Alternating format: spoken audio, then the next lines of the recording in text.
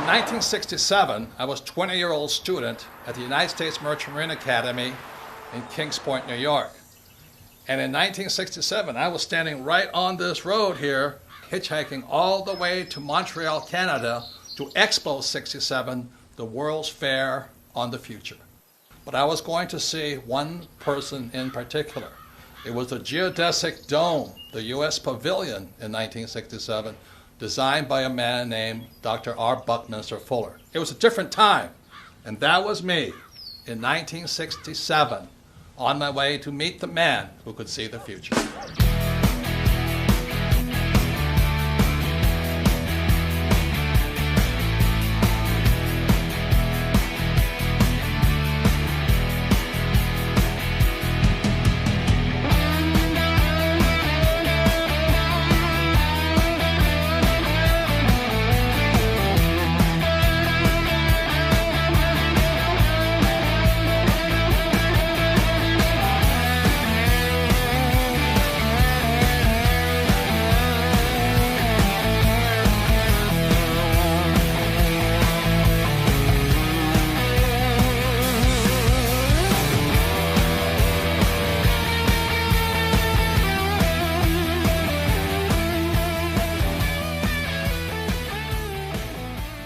Fuller was a futurist, and he's one of the first persons that systematically defined how you and I can see the future.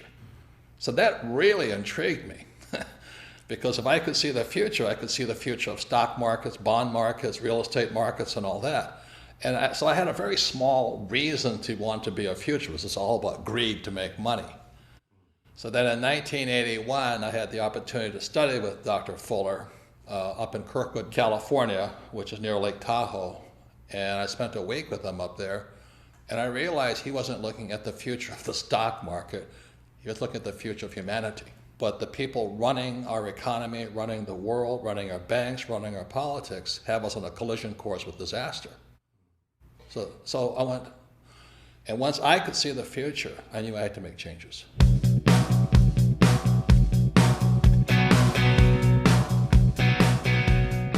I was in rock and roll. You know, I had bands like Van Halen, Boy George, Duran Duran, The Police, and I was having fun. Man, it was sex, drugs, rock and roll, and I was in my 30s. I thought it was hot life, great life. You know. Then I met Fuller, and then I changed. You know, there's more to my life than just making money and selling hats, wallets, bags, T-shirts, and sex, drugs, rock and roll. And so after 1981, I started studying with him more earnestly. I studied his books more, especially his book, Critical Path. I started applying what Fuller's teachings, how to predict the future, to the markets, because that's my interest. That's my Rich Dad and Bucky Fuller, that's where they come in line. They say the same thing. The markets are manipulated.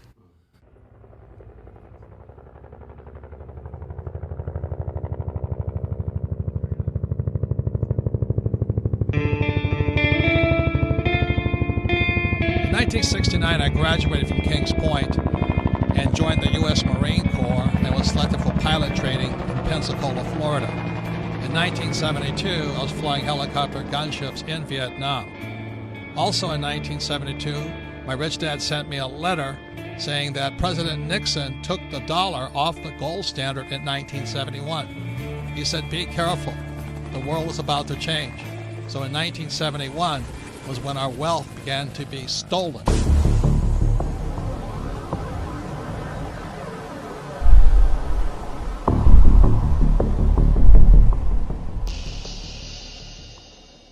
Since 1981, I had the privilege, the good fortune to study with Dr. Fuller 3 times. And then when he passed away on July 1st, 1983, I really felt a complete loss. Yet a responsibility to pass on the knowledge and wisdom he had taught me in my class. So after 1983, I began to make predictions. And making predictions is very risky because you sound like an idiot. And in many ways, I sounded like Chicken Little saying, the sky is falling, the sky is falling, the sky is falling. And if you look at what's happening in the world economy today, for millions of people, the sky is falling. So in 2002, I published this book here called Rich Dad's Prophecy, Again, it was 2002, and what this book predicted was a giant crash coming in 2016. So 14 years ahead of schedule, I was making this prediction. But I also made one intermediate prediction behind that, was that there would be a secondary crash before the giant crash of 2016. So this is me on CNN with Wolf Blitzer, looking like a complete idiot, making a prediction on the coming crash. If people start pulling out of the markets in their 50s, in their early 60s, and not having that sort of exposure, we are never going to get to a point where our money lasts as long as we need it to. We need to be participants in this system into our 70s and into our 80s, and then we need a plan for withdrawing those assets, just like we needed a plan for putting those assets in. Yes, and you're putting those assets into those investment bankers that are in financial trouble today. And all I'm saying is, aren't these guys supposed to be the smartest guys on earth? And shouldn't we be careful who we take financial advice from, including the four of us on this panel? Yeah, absolutely. Absolutely. And that's what I'm saying. There's a lot of bad advice. But Robert, out there. you're really that worried about Goldman Sachs and Lehman Brothers? Yes. I'm afraid the Federal Reserve will eventually or come close to bailing them out. That's what I'm concerned about. And that young lady who says the taxpayers are not in trouble, who's going to pay for that bailout again as the taxpayer? Lehman Brothers says it plans to file for Chapter 11 bankruptcy protection. The collapse of Lehman Brothers. Lehman Brothers collapsed. Hundreds of bailed out banks are still struggling to repay taxpayers. Way back in 1997, I published this book, Rich Dad, Poor Dad. And in Rich Dad, Poor Dad, I said three things that got me in a lot of trouble. One was that the rich don't work for money. Number two is your house is not an asset. And number three, savers would be losers. So that was in 1997. And look at what happened in 2007. The real estate market crashed. The government started printing money called quantitative easing, and savers became losers. It's no secret that the California housing bubble has popped with hardships spread wide. Real estate expert Robert Kiyosaki predicted all of this would happen back in 2005, but most people didn't listen. It's the biggest financial bubble in the history of the world. Hoping this wasn't inevitable, but we have had a big jump in foreclosure filings. Let me tell you a little about this. There are 650,000 homes in the United States in foreclosure right now. U.S. foreclosure activity jumped 81% in 2008. With 10 million people lost their homes to foreclosure and were forced out onto the streets. And to this day, millions of people are still underwater. They owe more on their house than their house is worth. You want to know what real estate's going to do? Look at jobs. Right. We still have a bad job situation, so right. It's still a bad real estate situation. Right. Real estate is only as valuable as there's jobs. What made you write Conspiracy of the Rich? It goes back to why don't we have financial education in our schools? Question: was the financial crisis a creation of a wicked conspiracy? A new online book, Conspiracy of the Rich, The 8 New Rules of Money, exposes what author Robert Kiyosaki says is a twisted tale of how the rich control the world economy through, you name it, the Fed, Wall Street, your schools, and the government that supports these entities. Robert Kiyosaki is the author of the best-selling Rich Dad, Poor Dad series. His first book in the series has held a top spot on the New York Times bestseller list for 6 years running. And he joins us on the program today. Hello, Robert. What is this conspiracy theory? You mean it's a few people at the top handling all of us like puppets on a string? Say it isn't so. Well, I wish it wasn't so, but I've been a student of this crisis since around 1983, and I could see it coming back in 1983. People that are following the old rules, such as work hard, save money, get out of debt, live below your means, and invest in a well-diversified portfolio of mutual funds, you're getting wiped out.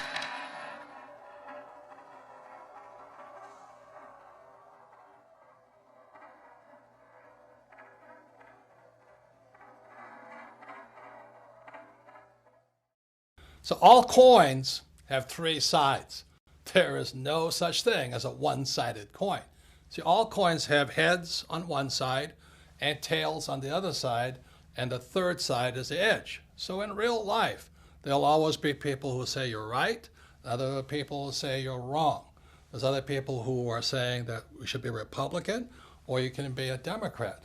See, the intelligent thing to do is stand on the edge. You see, intelligence is found on the edge. The moment you take a side, you say one side is right and the other side is wrong, you become an idiot. And in today's world, we have the battle between the capitalist and the socialist. I say both sides are right, but the most important thing to do is which side is best for you. So stand on the edge, be intelligent, and look at heads and tails. The test of a first-rate intelligence is the ability to hold two opposed ideas in the mind at the same time and still retain the ability to function. F. Scott Fitzgerald. On July 1st, 1983, I was driving down the highway in Honolulu, Hawaii, and it came over the radio, futurist and genius Buckminster Fuller passed away today. And this overwhelming sense of, I had to pull over to the side of the road, all these cars whizzing by, and just cry. I've mentioned the WinStar project, and one of the gentlemen who's involved in the WinStar project is named Buckminster Fuller. He's a very, very dear friend of mine. I consider the genius of our times. And this is a song that I wrote for Bucky that's part of the new album that I'm out in L.A. recording. I suppose that there are those who'll say he had it easy, had it made in fact before. Because he was what they call the grandfather of the future. John Denver talked to him. He was our hope, that he was going to bring about a better world. And so when he died, the question goes, well, who's going to replace him? And thank God I always remember what Fuller said.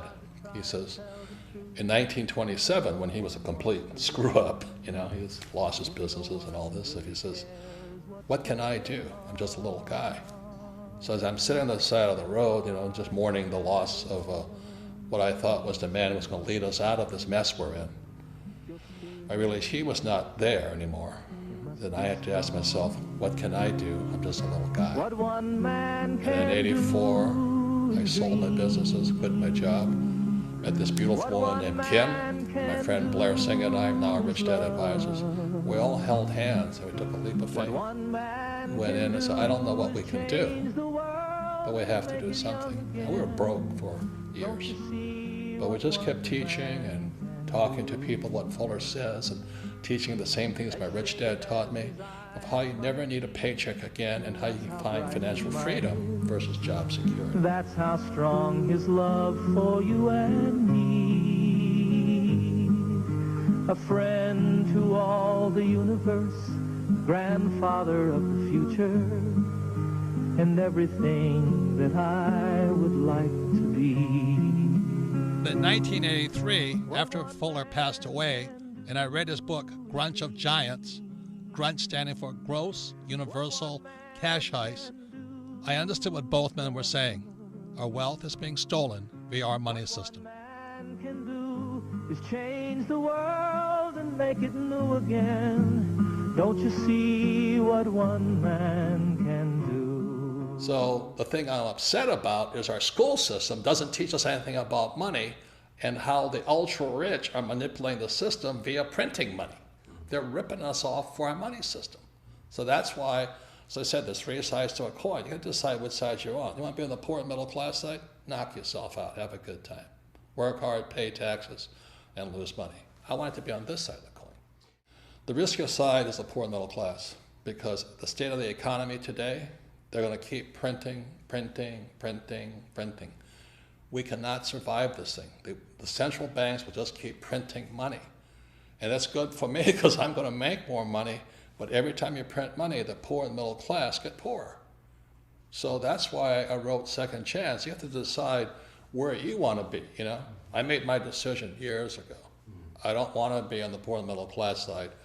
I want to be on the rich side. But I also found the social responsibility to let everybody know the whole picture.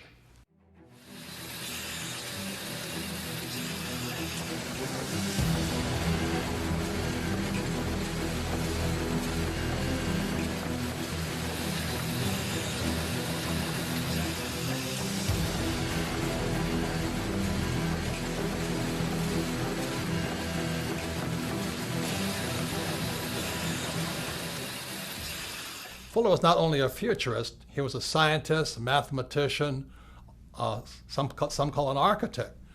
He was asked to leave Harvard not once, but twice, so he never really finished school. He was a genius, but he was hard to define simply because he was a genius at so many different subjects. In 1983, after reading his book, Grunch of Giants, posthumously, after he had passed away, I was surprised because Grunch of Giants was not about math, science, it was about the economy. It was about the future of the economy. And that's when I realized Bucky Fuller and my rich dad, who was my best friend's father, had been saying the same things for years. After reading Grunch of Giants, which stands for Gross Universal Cash Heist, how we're being ripped off by the very thing we work for, money, I began doing my own research on what both men had been saying. See, up to then, I was a proverbial C- student. I only studied just to take a test. I only studied what I was told to study. I take the test and forget about it. But after reading Grunch of Giants and hearing what Bucky said about the future and the economy and what my rich dad had been telling me for years, I became a student for the very first time. I went all the way back, not just taking their word for it, but finding out my own answers. I wrote Second Chance because there's a lot of confusion about this global economic crisis. You know, one side of the coin, especially the politicians, say, hey, don't worry, everything's fine, the economy's coming back. On the other side of the coin, there's people who say, we're on the eve of destruction. You know, buy guns, store food, buy gold, and go into hiding. And on one side of the coin, the socialists say, we need more entitlement programs. We need to take care of people. And capitalists say, if we keep giving people money, we're all going to go broke. And today, finally, everybody knows America is deeply in debt. We all know the U.S. is in debt, and this is the chart of the national debt of the United States, somewhere over 17 trillion. And for some people, that's scary, but what's coming up next, to me, is terrifying. Our leaders have shut down the U.S. government and continually threaten to shut down the U.S. government because America is broke. We're out of money. And all this does is scare people and confuse people. People do not know what to do. And so that's why I wrote Second Chance. I wrote Second Chance as simply as possible. You know that principle, KISS? Keep it super simple. So Second Chance is written very, very simply. There's another saying that goes, you know, a picture is worth 1,000 words. So instead of using a lot of economic terms and financial terms that confuse people, I did my best to use the simplest charts possible, charts and graphs, so you can look at it. Just look at the pictures and you come to your own conclusion. Which way is this economy going? Are we going up or are we going to go down? I left it up to you to decide whether things are good or bad. The great thing about Second Chance and all the pictures in it, a 10-year-old child can look at the pictures. If they do nothing else, just look at the pictures and they go, oh my God, is that what's going on? And then you as a family, hopefully one of you has read the book, can discuss further what the charts and graphs mean. The following are examples of some of the charts you'll find in Second Chance. Remember, a picture is worth 1,000 words. So this first graph is a picture of the purchasing power of the US dollar. You know, people say there's inflation. There really isn't inflation. What's really happening is the purchasing power of the dollar is going down. This makes life harder and harder on those who work for money. So in other words, the US dollar is worth less and less and less. The more the government prints money, the more worthless the US dollar becomes. The government says they won the war on poverty. Well, this chart says differently. Because the U.S. is printing money, what you find out is harder and harder for the poor and lower middle class to earn what's called a living wage. In other words, they can't afford to live. They can't afford a house. They can't afford food. They can't afford transportation. And what this chart shows here is the increased use of food stamps. So while our government says poverty is going down, the reality is that use of food stamps is going up. This means the average American cannot afford to live. And add to this, high-income jobs are being outsourced to countries like China and Pakistan and India. So this is another reason For this next chart here, you'll see that the middle class in America is not growing. What this chart shows you is the middle class is shrinking. So to keep up with these global changes, millions, young as well as old, are going back to school for retraining, hoping to find that high-paying job. Unfortunately, these two charts tell a different story. The first chart here is you see the rising cost of a college education. And as you know, millions of people leave school, both young and old, saddled for a lifetime with student loan debt, the worst possible debt of all. Student loan debt is worse than a mortgage, credit card debt, or a car loan. Simply said, student loan debt is debt for life. That is inhumane.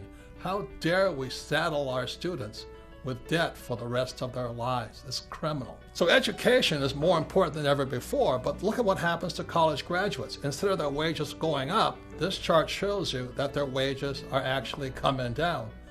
And even worse than all that, you graduate and you learn nothing about money.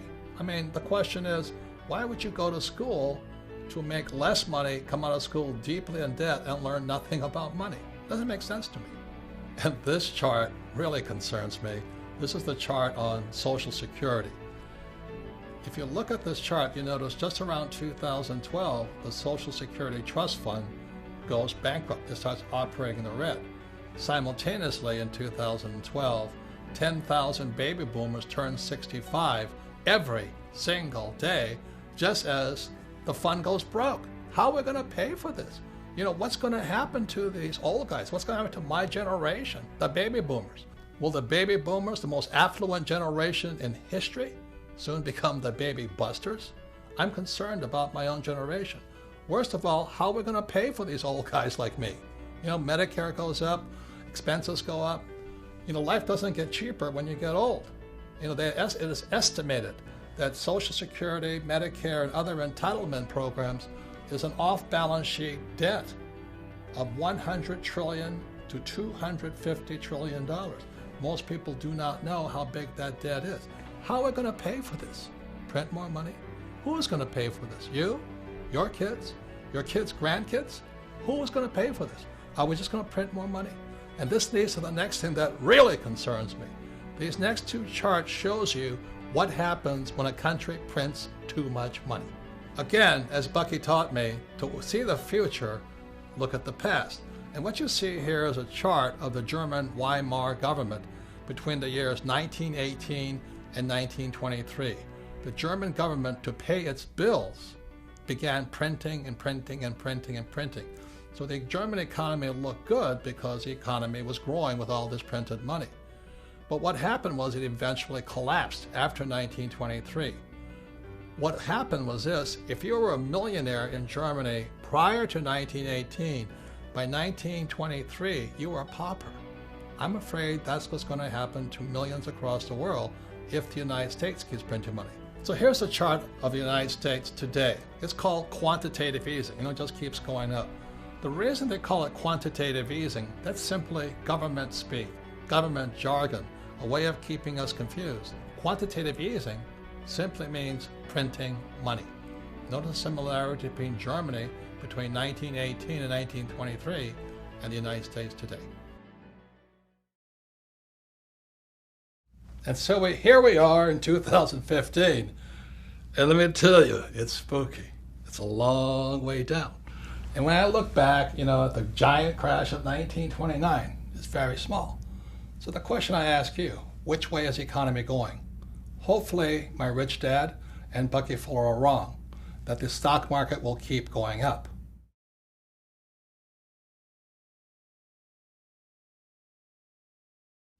Looking for a savior, the German people elected Adolf Hitler Chancellor of all Germany in 1933.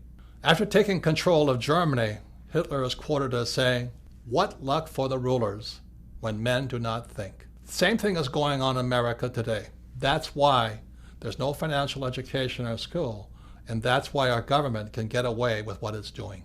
I see similarities between then and now. Do you? And that's why I wrote Second Chance, because it's time we start to think.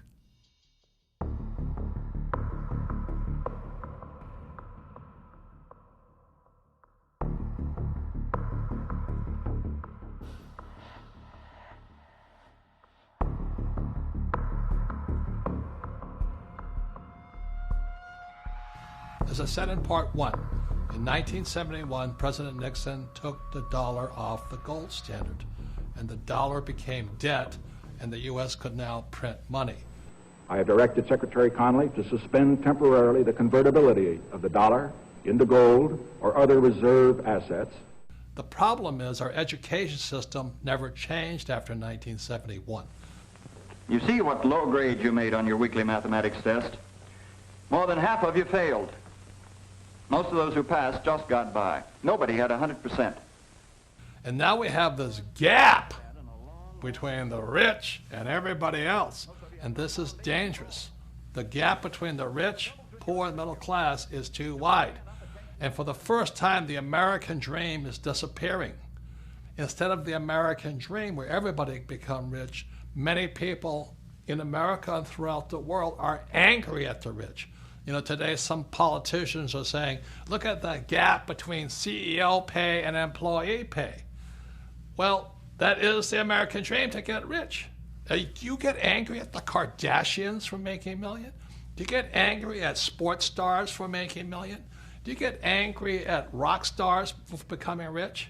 Look, if you're going to get angry at somebody, get angry at our school system. Look, this is not an economic crisis. This is a crisis in education, which is why I always ask, why is there no financial education in schools? That's where the gap is caused. You can't give people money and expect the gap to get closer. That's crazy. So this next section, you will find out from me, if I ran the schools, this is what financial education would look like. So now we're in part 3 of Second Chance, and part 3 is about what is financial education. Because you see, education also comes in 3 sides. On one side, you have traditional education, and on the other side, you have financial education. And our job is to stand on the edge and figure out what's best for you and me. I mean, what are you going to do about the financial crisis? Are you going back to traditional education, or is your second chance found in financial education? So traditional education is like my poor dad's education, which is go to school, you get a job and become an employee, you save money, you work hard, you get out of debt, you buy a house, and you invest for the long term in the stock market. And that's traditional education. And on the financial education side, which is my rich dad side, it's opposite. And that's what makes it hard for most people, because it's opposite. On rich dad's side, it's become an entrepreneur, somebody who hires employees. You understand debt, because debt makes the rich richer. You have to understand taxes, because taxes make the rich richer. And also you must understand markets. Yes, you must be able to make money when markets are going up and markets are going down. See, my concern is if there is this large crash coming, if markets come down, it's going to wipe out these guys on the traditional education side. So the question for you is, which side is best for you? For your second chance, is your second chance going to be found going back to school, traditional school, and getting a high-paying job, or being on the financial education side and learning to have money work for you? Which is best for you? So actually, financial education can be pretty easy. My financial education began when I was just 9 years old. It was when my rich dad, who was my best friend's father, he would teach his son and I about money playing the game of Monopoly. And we all know the great formula for Monopoly. It's 4 greenhouses, 1 red hotel. So I would play, rich dad, his son and me, we would play Monopoly all day long, and then I'd go home. The difference was my rich dad was kind of talking to us, teaching us to think like rich people. He was like a teacher, a coach, and a mentor as we played Monopoly. And then I'd go home to my poor dad, and he'd say, "What you been doing all day?" You know, I'd say, "Well, I've been playing Monopoly." "Ah! What a waste of time. Go and do your homework. Because if you don't do your homework, you won't get good grades, and you won't get a good job." So that's where my financial education began. See, my poor dad's a great man. He graduated from the University of Hawaii in less than 2 years. He went on to Stanford, University of Chicago, and Northwestern, ultimately getting a PhD and becoming the head of education for the state of Hawaii. So he was academically smart, but he had no financial education. On my rich dad side, my rich dad never finished school, but he understood how to play the game of Monopoly. So he taught his son and me, starting at age 9, and we played that game probably 1,000 times over the years. We played it until I was in my 30s with Rich Dad. And today, what I do, and my wife does, is we play Monopoly in real life. So this is my question to you. For your second chance, is it time for you to start playing Monopoly in real life?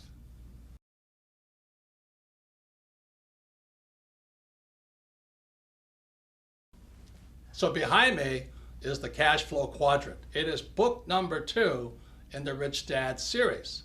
And the cash flow quadrant is a very important book. And again, you're going to find out things are opposite. See, on one side of the quadrant, you have E and you have S.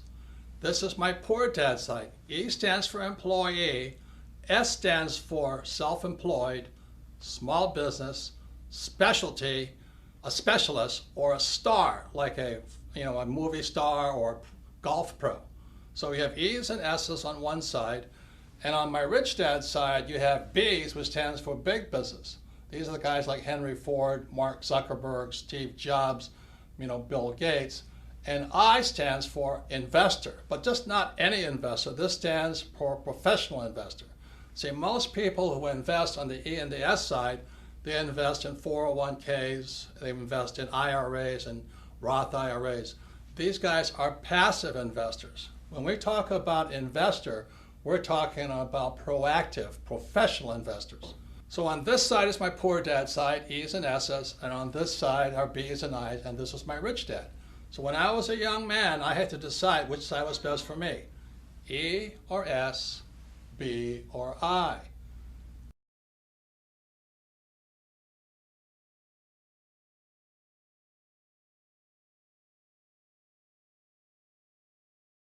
So this is a very important subject now. It's called taxes. Now, most people hate paying taxes.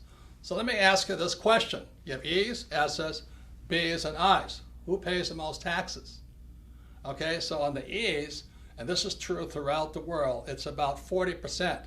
So if you're an employee, a major part of your paycheck goes to pay taxes, and that's how your wealth is being stolen. If you're an S, which is self-employed, movie star, or a specialist like an accountant, attorney, or a doctor, you pay 60% and higher. So the E's and S's pay the highest taxes possible, and these are the people who went to school and they're told to work hard for money. On the B and I side, which is the rich, the B's pay 20% in taxes. They pay much less, and the I's, the professional investor, pays as little as 0% in taxes. So some of you are saying this is not fair. And I can understand that because most people are on this side looking at this side. But let me just say this to you. Tax laws are fair. You see, tax laws don't care if you're rich or poor. You can be rich or poor and still pay 0 taxes. You can be rich or poor and pay 20% in taxes. See, what is not fair is the lack of financial education in our schools. So these people on this side have no idea how these guys are making a much more money and paying a lot less in taxes. So let me just say this. For those of you who have read Rich Dad, Poor Dad, or if you haven't, look at Rich Dad, Poor Dad one more time. Lesson number 1 from my rich dad was this: the rich do not work for money. See, these guys here on the E and the S side, they work very hard for money, and they pay the highest taxes. What Rich Dad said on the B side, you should have people work for you, so you pay less taxes. And the I side, your money works hard for you. Other people's money works hard for you, so that's why you pay less in taxes. And that's what financial education should include. You must know the difference between why some people pay a lot of taxes and why others pay very little. So my question for you is this: which side of the quadrant is best for you for your second chance? Second Chance is an in-depth learning package, primarily for people who want to know more about the B side and the I side. And if you see this bug back here, this is called the Rich Dad Radio bug, because you are who you hang out with. You know, if you're an idiot, you hang out with idiots. And if you're a crook, you hang out with crooks. And if you're a rich person, you hang out with rich people. So the Rich Dad Radio bug here means you can learn more if you want to learn more from people who are really doing the real thing.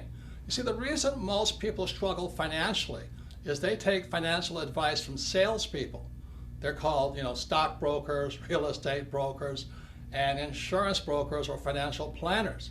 As my rich dad said, the reason they're called brokers is because they're broker than you. They need your money. So when you see this bug here, it's called the Rich Dad Radio, and it's in Second Chance, and you can listen in. You can drop in on conversations between really successful so-called rich people who are doing the real thing on the B and the I side. For example, if you want to learn more about how the rich pay less in taxes, the Rich Dad Radio bug has a conversation with my tax advisor, Tom Wheelwright. If you want to learn how debt makes the investor richer, listen in on that conversation. They're about 45 minutes long. They're just great information packets. You just drop in and listen to what rich people are really saying. And for those of you who have young people, we have my friends Donald Trump Jr. and Eric Trump, sons of Donald Trump the Great, and they talk about how their dad did not spoil them, but trained them to be entrepreneurs, not employees. So this Rich Dad Radio bug is part of your in-depth learning package included in the book Second Chance. Remember, you are who you hang out with. Birds of a feather do flock together. So in 1994, Kim was financially free. She was only 37 years old, and I was 47 years old. So people kept asking us, how did you guys do it? And so we told them we just played Monopoly in real life, but that didn't satisfy them. So by 1996, Kim and I developed the cash flow board game, as you see behind here. And many people say the cash flow board game is Monopoly on steroids. As I said, my financial education began when I was 9, playing Monopoly with my rich dad. So let me give you some of the opposites that found on the cash flow board game. This is one big opposite. In the middle of the game, you see this thing called the rat race. That's where most E's and S's wind up.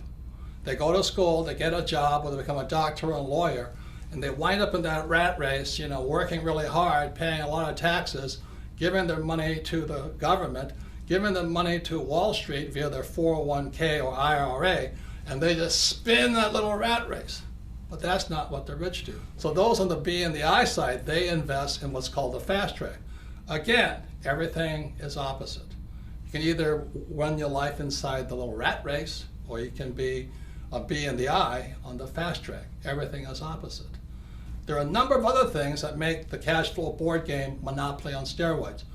One big reason is cash flow is the only game that encourages you to use debt to become rich. Now I know some of you are going, oh, I'm so afraid of debt. And you should be, because you have to learn how to use it. Debt is dangerous if not well used. So cash flow actually encourages you to use debt, but this is the best thing. You use debt with play money. If you make a mistake, it's only play money. Try doing that in real life. You make a bad mistake with debt, and you're wiped out.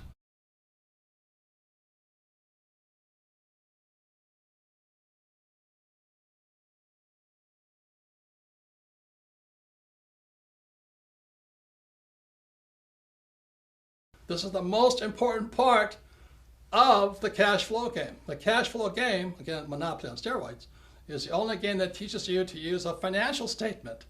Now, 99.9% of all kids leaving high school have no idea what a financial statement is. Can you imagine that? You see, on my poor dad's side, the E and the S side, my poor dad says, oh, you have to have good grades. So when you're in school, your report card is A, B, C, D, and F. So my rich dad on this side said, on the B and the I side, your report card is called a financial statement. So many people leave school thinking their report card's the most important thing. Would they have a 4.0 or 2.0? Who cares? What really counts is your financial statement. Now, if I was to grade our political leaders on their financial intelligence, I would give them an F. That's all the politicians, from the president on down. They should be fired for running the economy into the ground. And what about all the bankers who really cheated a lot of people? They should get an F. You know, they're the people that actually tell you to invest for the long term in savings and in the mutual funds. They should get an F for bad information. And what about the school system? Now, I'm not blaming the teachers, but the academic system of America, if they have a financial report card, I'd give them an F also, because they're failing to educate people and prepare young people for the real world. Remember, the banker wants to see your financial statement. But the people on this side, they're still living in the past. Oh, I'm an A student, you know, I have a 4.0 average. Well, your banker doesn't care. Your banker wants to see your financial statement, because your financial statement is your report card when you leave school. But if 99% of high school kids have no idea what a financial statement is, no wonder we're in economic trouble. A couple more things. When you look at the financial statement, you'll see over here it says income. E's and S's always want, oh, I want a high-paying job. I want a high-paying job. They want income. What makes the rich richer is they focus on the asset column. It's the asset column that makes the rich richer. So the beauty of playing the cash flow game as many times as possible, it's like the fundamentals. It's training you to think like a rich person and think about acquiring assets, not high-paying jobs, which are taxed. So this is some of the most important things about the cash flow game, is your focus will be on assets, not income. And it'll train you to think like a rich person, not a poor middle class person who wants a high-paying job. So this is the power found inside the cash flow game. Kim and I designed this game in 1996 to have people teach people. I'm telling you, this works. This is what Kim and I did to retire in less than 10 years, because we focus on assets, not a high-paying job. And the cash flow game can do the same thing for you, to train you to think like a rich person, not like a poor middle-class person looking for a high-paying job. For those of you who are considering a second chance in the B quadrant or the I quadrant, I'd like to introduce you to my sweetheart Kim, because the B quadrant and I quadrant is not for everybody. But this is my sweetheart. The smartest decision I've ever made was getting married to Kim. It's a blessing, almost 30 years now. Right? 30 years. And when I met Kim, she was an employee in an advertising agency. But I was most impressed was you were going for the B quadrant. Yes. And you had a little network marketing business. Yeah, I knew very early on I did not want to be an employee. I didn't really know what the options were. Because I was always around employees growing up, but I got introduced to network marketing while I was working in advertising, and I thought this would be a good idea for me to start to learn what it is to be a business owner. So I got set up with this network marketing company. I was representative, and it was a great, great, great learning experience for me into what it takes to be an entrepreneur, because if I didn't make the sale, I didn't get any money. And I had to get very creative on how I was going to sell, because, of course, like most network marketing, you go to your family and friends, and that runs out pretty fast. So then you've got to go find new customers. So I would set up my little salons at fitness clubs and different places throughout Honolulu, and I would continue to sell. And I'd also learn how to sell and what worked and what didn't work. But it was probably one of the best business trainings I could have had early on. And you had to teach other people how to sell in a role. Exactly. Yep. You had to teach others. You had to learn about leadership. So network marketing for me was a great way for me to discover if I wanted to become an entrepreneur.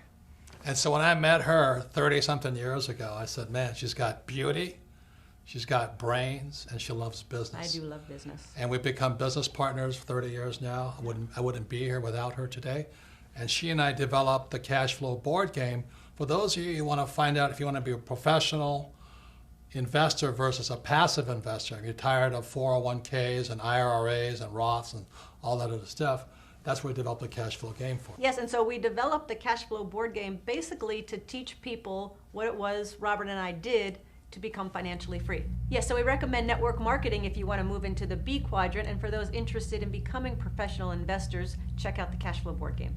So I actually have a business degree, a college degree in business, but I have to say, getting into network marketing, I learned more about what it takes to be an entrepreneur than I ever learned in my 4 years of college. So once again, education is more important than before, but as you can see, there's different types of education. There's traditional education on one side and financial education on the other side. Well, the same is true with learning. There's more than one side. And back in 1969, educational psychologist Dr. Edward Dale, again in 1969, created this thing here called the cone of learning.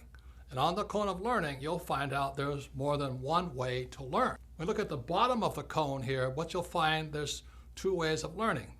There's reading and then listening to words or listening to lecture. This is my poor dad's way of learning. To me, as a kid, it was boring, boring, boring. At the other end of the cone of learning, you'll find the best way to learn is to do the real thing, but just below that is a thing called simulation. Simulation is another word for games or practice or simulating doing the real thing. So at the top of the cone was the way my rich dad taught me. At the bottom of the cone is where traditional education or my poor dad tried to teach me. So what Edgar Dale, again, Dr. Dale in 1969, educational psychologist, found out that reading, you retain the least, less than 10%. And then when you listen to lecture, it's about 20%. So that's why in school, so much of the time is I would attend class and listen to a lecture and forget everything. So once again, it's more than two ways to learn. At the bottom, these are the A students. And a lot of times at the top, these are the C students or D students. How many of you have met people who are really smart in school, but they can't do the real thing? And that's one of the problems I had with traditional education. They give you all the answers, but these people aren't that bright. They don't know what to do. They can't do much. They're afraid of making mistakes. So that's the bottom of the learning curve that Dr. Edgar Dale found out, and the top. Now you move up to the next level. The next level is looking at pictures. And one of the reasons I did Second Chance in so many pictures is to improve your retention, to improve your learning, and that's up to about 30%. Now moving above that is you watch a movie. And this video, this movie called The Man Who Could Predict the Future is, again, we did it just to increase your retention, so you remember more and forget less. So moving up the cone of learning, you have this thing called participating in a discussion. And that's really high up there. And the reason we have Rich Dad Radio, the bug, so you can go inside Second Chance, is you can participate by dropping in and listening to discussions from real people who are doing what they talk about, who know what they're talking about. And up at 90% is a thing called simulation. And that's where games come from. The reason I learned so much from my rich dad was because my rich dad used a game of Monopoly. 4 greenhouses, 1 red hotel. I retained a lot. I learned a lot. And then rich dad would coach me and talk to me and educate me about how to do the real thing. So that I hear many people saying, oh, it's so risky. What you do is so risky. Oftentimes, those are the people who are like my poor dad. They did well in school, a lot of times A students, many times accountants and attorneys and doctors, but they've only learned how to learn from reading and from lecture. And when it comes up to this level here, which is practice in the simulation, playing the game, and then doing the real thing, then they say it's risky. And it is risky if you've been taught not to simulate, not to practice. You see, the way we as humans are designed to learn is by making mistakes. For example, a baby learns to walk by standing up, falling down, standing up, falling down. Then after they learn how to walk, then they learn to run. Then they get on a bicycle, and again, they fall off, stand up, fall off, and then they learn how to ride. But our school system, especially down at the base level here, the reading and lecture, is if you make a mistake, they punish you. They always punish you for making a mistake. That's why so many of these really smart people can't do anything, because this is what Edgar Dale is talking about.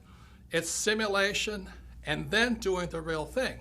So what I suggest is you read this book, listen to some of the lectures, watch this video in entirety, discuss it, participate in it, listen to what the experts are saying, and then you may want to play either Monopoly or the game Cash Flow and play it and play it and play it again until it sinks into your head. and then you do the real thing. That's what I suggest. But if you're afraid of making mistakes, which is what these people like my poor dad are, what if I make a mistake? If I make a mistake, I'm stupid, I'm stupid. Well, that's what's wrong with the school system. That's what's wrong with traditional education. They punish you for making mistakes. Now you look at it this way, I love flight school. I love learning to be a pilot and getting ready to go to Vietnam. The reason I like flight school at Pensacola, Florida and Camp Pendleton, California was because we simulated in preparation to doing the real thing. So this is what flight school looked like. We go to school in the morning, we'd listen to real instructors lecture us, then we'd fly in the afternoon. So study in the morning, fly in the afternoon, and then we did the real thing in Vietnam. Now, one of the things we practiced was crashing. It seems strange to people, but we as Marine pilots practice crashing, practice emergency, crashing, emergency, emergency, emergency. So when the real thing happened, when I was in Vietnam, I went down 3 times, and this is what a picture of a helicopter gunship looks like going into the water. When it happened, it was frightening, but we knew what to do. We were not killed because the Marine Corps and Navy flight school teaches us to practice, practice, practice, crashing, crashing, crashing. And that's what you'll learn in Monopoly or the cash flow game by listening to our coaches or listening to the radio show or listening to real instructors who are doing the real thing. Then you're ready to do the real thing. So is investing risky? Is starting your own business risky? Yes. But what is worse is by just knowing the answers and reading books and not knowing how to do the real thing. So the purpose of Rich Dad was we want you to simulate, practice, and learn. You know, today I'm reading constantly, and I'm going to classes constantly, and I'm also practicing, making my mistakes, learning from my mistakes, and doing the real thing. That's the way humans are designed to learn. The trouble is our government and our economy and many of our businesses are run by people who only know how to read and only learn by lecture. And that's why we're in severe financial trouble today. So once again, education has more than one side. It is important you read, but as well as you practice and do the real thing, because that's where real learning takes place. As a set of pictures worth 1,000 words, I did my best to keep it super simple so you can decide what's best for you. You see, we're all different. You know, what I do with my money is different than what you should do. For example, because I have financial education, I don't save money. I love debt. I use debt. I understand the tax law, and I don't invest for the long term in a 401k in the stock market. I won't do that, but it might be the best move for you. So again, when you read Second Chance, you can sit there and look at it and go, well, what's next for me? Since most people have no financial education in our schools, most people have to wait to be told what to do. Second Chance gives you the opportunity to decide what's best for you. What one man can do. So in 1983, after Dr. Fuller passed away, I had to ask myself, what can I do? I'm just a little guy. Because then I realized what I could do is teach the world what my rich dad taught me. So my question to you is, what can you do? Don't you see what one man can do? As shaded as his eyes might be, that's how bright his mind is. That's how strong his love for you and me. A friend to all. As we all know, 2016 will soon be upon us. We have about 1.5 years to find out if Rich Dad's prophecy and Bucky Fuller's predictions will come true. Let's hope they were wrong. Yet as you all know, if you saw in part 1 on CNN with Wolf Blitzer and Bloomberg and other TV stations, I did get it right. As predicted in Rich Dad's prophecy, there would be a preliminary crash prior to the giant crash of 2016. And that preliminary crash came in October 2007 when the Dow hit 14,000 and headed down and led to the crash and economic crisis we are in today. The crash of 2007 was a warning. It was meaning, get prepared. Unfortunately, Grunch is not making any changes, but the good news is you can. So that's why I wrote Second Chance. There are things that you can do to not be a victim of the coming giant crash, whether it comes in 2016 or a few years later. But it is coming. See, crashes can be good because crashes, like a coin, has three sides. You know, you can stand on the edge and look and say, well, which side of this crash do I want to be on? You know, on one side, the crash will wipe out millions of people, just as the crash of 2007 did.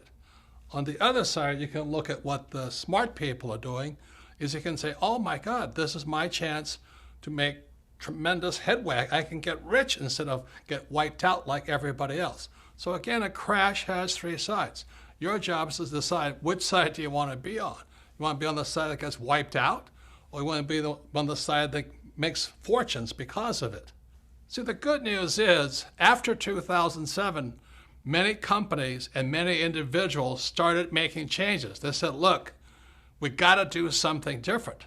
So those people, when the next crash comes, again, be it 2016 or a few years later, they'll be stronger, better, more prepared to do very well when that crash comes.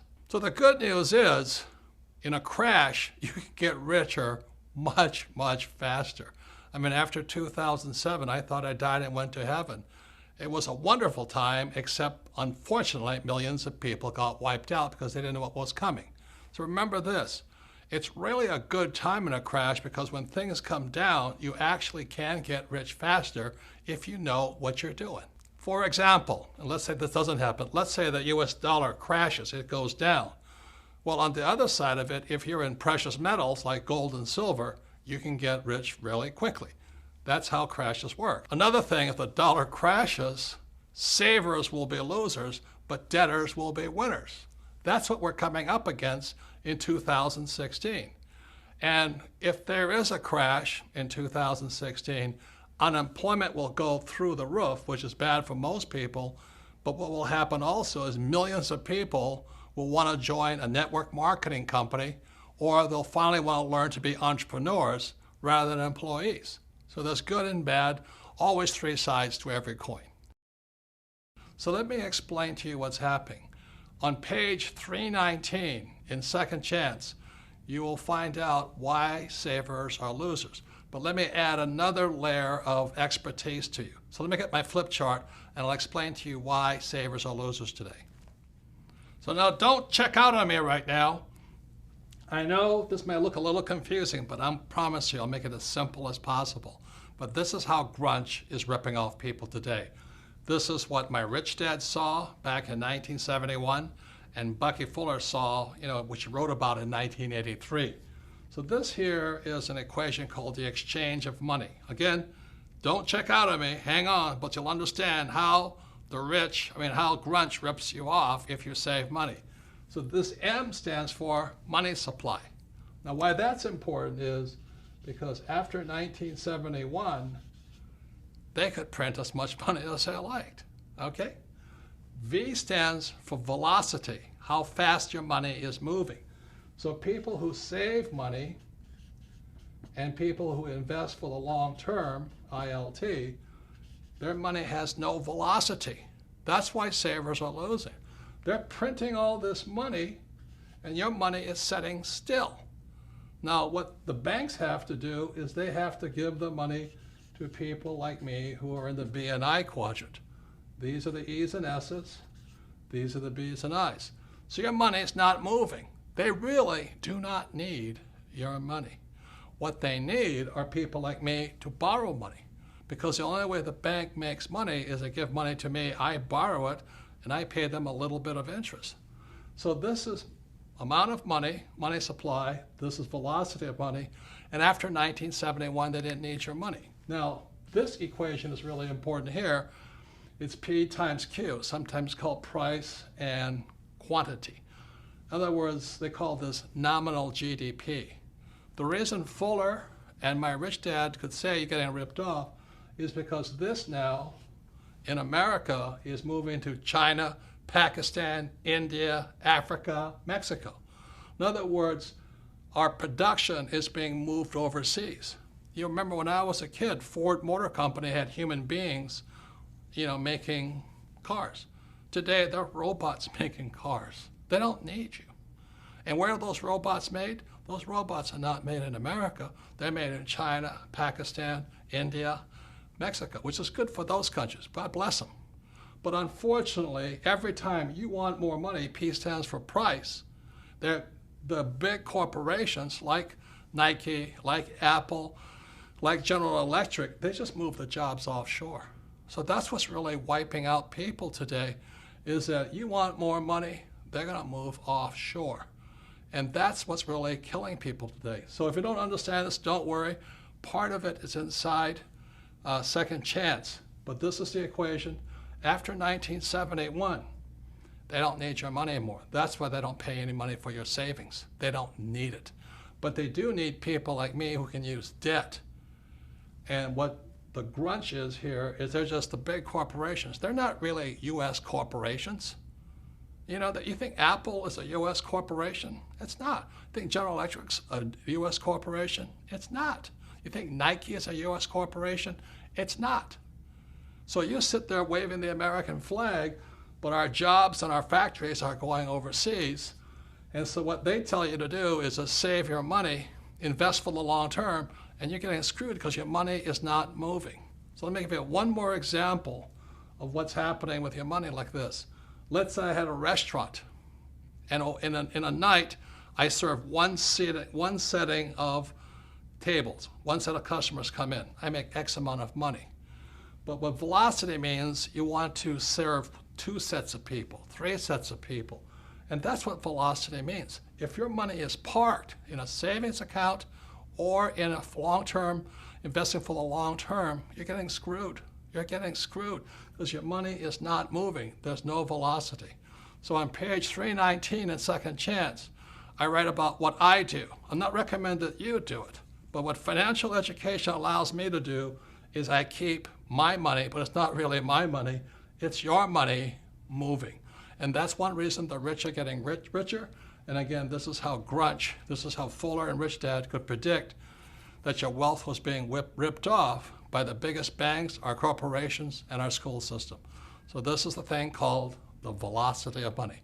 Your money is not moving, that's why you're being ripped off, because they keep printing more of it. And if the stock market crash, the people who don't move their money get wiped out. So if you don't understand this, don't worry. 99.99% of the people don't. In fact, the economist in my economics class who taught me, they didn't understand it either. They don't understand this because most economists, they save money and they have a retirement account. They have to be an investor, a B or an I, to understand this. So if you don't understand it, the reason this video is made available to all of you is sit down with your friends, 2 or 3 friends, watch this video, discuss this, discuss the whole video.